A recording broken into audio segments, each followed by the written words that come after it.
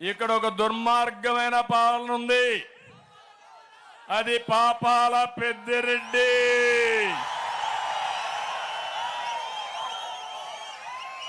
అన్నం తినడం ఎప్పుడో మానేశాడు.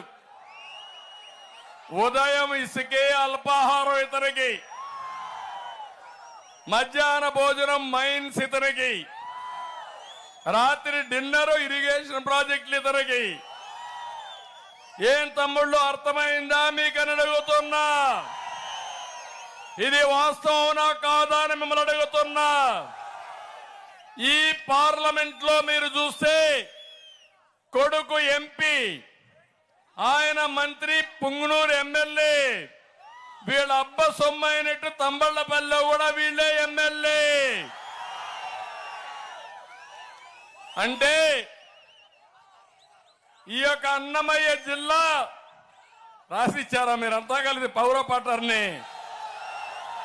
మీలో సమర్థులు లేరా? ఉన్నారు, కానీ మీరు రావాలంటే బయట రానియరు. తమ్ముడు, నేనే ఇరిగేషన్ ప్రాజెక్టులు ఇక్కడికి వస్తే అవినీతిని ఎక్స్పోజ్ చేస్తే సుమారు మీరు ఒక విషయం గుర్తుపెట్టుకోవాలి. ఒక పక్క మంత్రి, ఎమ్మెల్యేలు, ఎంపీ వీళ్ళే, ఇంకో పక్క మీరు చూస్తే మొత్తం పనులు వీళ్ళకే, కాంట్రాక్టులు వీళ్ళే, అవినీతి వీళ్ళే. ఏ ఒక్క వ్యక్తి కూడా స్వతంత్రంగా ఒక్క గ్రెనైట్ ఫ్యాక్టరీ మీరు రన్ చేయగలిగారా అని మిమ్మల్ని అడుగుతున్నా. అన్ని కబ్జా చేశాడా లేదా అని మిమ్మల్ని అడుగుతున్నా. ఇసుక బెంగళూరు పంపిస్తున్నారా లేదా అని మిమ్మల్ని అడుగుతున్నా. అడిగితే దౌర్జన్యాలు చేశారా లేదా అని మిమ్మల్ని అడుగుతున్నా. నేను వచ్చాను ఆ రోజు, అన్యాయం చేశావు, తప్పు చేశావు అని ఎక్స్పోజ్ చేశాను. అది ఏంటంటే అంద్రినీవా పైన డబ్బులు పెట్టి అంద్రినీవా పూర్తి చేయకుండా గండికోట నుంచి పేర్లగా ఇంకో కెనాల్ దోవడానికి 6,000 కోట్ల రూపాయలతో ప్రాజెక్టు శాంక్షన్ చేసుకున్నాడు. ఎవరి డబ్బులు ఇది? ఎవరి డబ్బులు ఇది?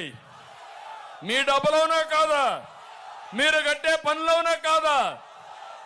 అదే మరి ఇక్కడ పుంగనూరులో పర్మిషన్లు కూడా లేకుండా ఎన్జిటికి క్లియరెన్స్ కానీ సెంట్రల్ వాటర్ కమిషన్ కానీ ఏమీ లేకుండా బలవంతంగా అక్కడ రైతులుంటే వాళ్ళకి అన్యాయం చేయాలని ప్రాజెక్టులు శాంక్షన్ చేసి ఉన్న పళంగా రాత్రి వాళ్ళని బయట పంపించడానికి ప్రయత్నం చేస్తే వాళ్ళు కోర్టును ఆశ్రయిస్తే ఎన్జిటి తప్పు చేశారని 100 కోట్ల రూపాయల ప్రభుత్వానికి ఫైన్ వేసింది.